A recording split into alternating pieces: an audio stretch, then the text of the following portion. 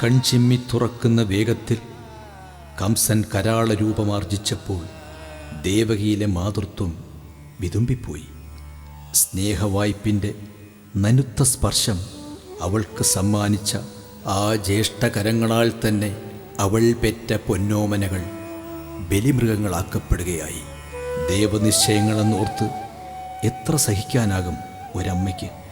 ഓരോ കുഞ്ഞുങ്ങൾ പിറക്കുമ്പോഴും ക്രോധത്തോടെ കംസൻ തേരോടിച്ചെത്തി. കൺമിഴിക്കാത്ത കുഞ്ഞുങ്ങൾ 6 പേരെ കൊന്നെറിഞ്ഞു ആ ക്രൗര്യം. ആദ്യം കീർത്തിമാൻ, പിന്നെ ഭദ്രസേനൻ, ഋജു, സമർത്ഥൻ, സമീശൻ, അഹീശ്വരൻ. പിന്നെയും ദേവകീദേവി ഗർഭത്താൽ ധന്യവതിയായി. സപ്തമഗർഭം. അതറിഞ്ഞ കംസൻ കൂടുതൽ ഭയചകിതനായി. എങ്കിലും ആസുരത്വത്തിൻ്റെ അതിഘോര രൂപമാർജിച്ച് ദേവനിശ്ചയങ്ങളോട് പൊരുതാൻ അയാൾ വെറുതെ ശ്രമിച്ചുകൊണ്ടിരുന്നു. സ്വപിതാവിനും സോദരിക്കുമെല്ലാം ക്രൂരനവൻ വിധിച്ചത് കാരാഗൃഹം.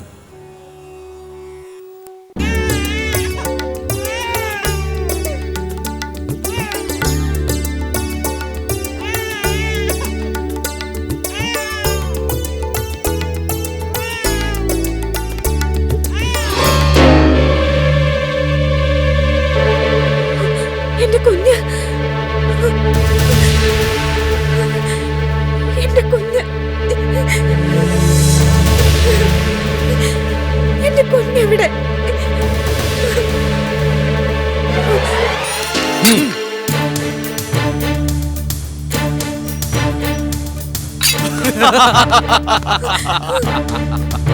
എന്താ ദേവകി? എന്താ എന്താ ഒന്നുമില്ല. എന്തോ ശബ്ദം കേട്ടതുപോലെ. കുഞ്ഞേ കുഞ്ഞേന്ന് വിളിച്ച് പുറത്തേക്ക് ഇറങ്ങി ഓടാനൊരു ശ്രമം അനുവദിക്കില്ലതൊന്നും. രാജകൽപ്പന അനുസരിച്ച് സ്വസ്ഥമായി കൂടിയാൽ ഗൃഹബന്ധനത്തിൽ തന്നെ തുടരാം. അതല്ലെങ്കിൽ വിലങ്ങ് വെച്ച് കാരാഗൃഹത്തിന്റെ ഒരു കോണിൽ തള്ളാനും മടിക്കില്ല കംസരാജൻ. കള്ള കിനാവ് നടിച്ച് രക്ഷപ്പെടാൻ നോക്കണ്ട.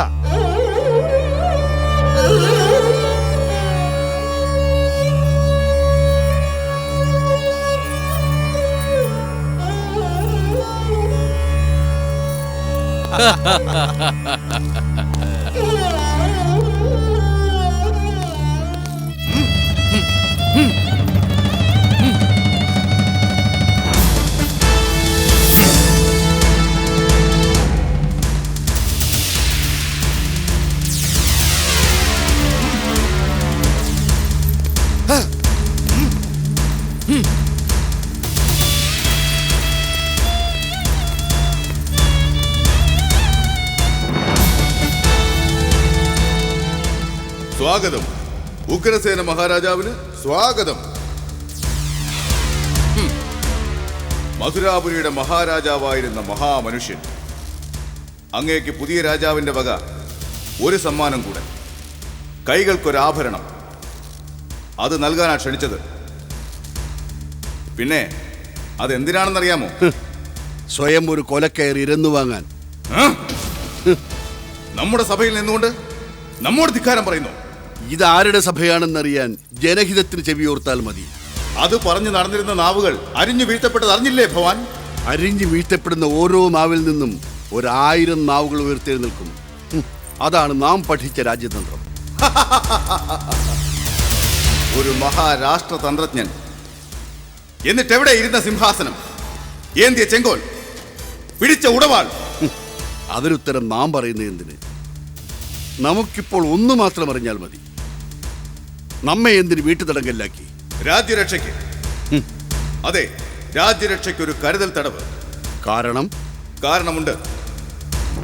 അങ്ങയുടെ ജ്യേഷ്ഠന്റെ പുത്രി ദേവകി സപ്തമഗർഭം ധരിച്ചിരിക്കുന്നു.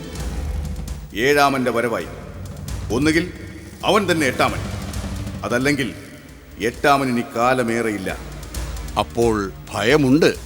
ഇല്ല, നമുക്ക് അവനെ അല്ല ഭയം. കുലാചാര്യന്മാരെ കാണാനുള്ള അനുമതി ദുരുപയോഗപ്പെടുത്തിയ ഒരു രാജ്യദ്രോഹിയുണ്ട് ഇവിടെ. അതാരെന്ന് നാം പറയേണ്ടതില്ലല്ലോ. അങ്ങ് ദേവകിയുടെ അഷ്ടമ സന്താനത്തെ പറ്റി നടത്തിയ വിശേഷണം നാം കേട്ടു.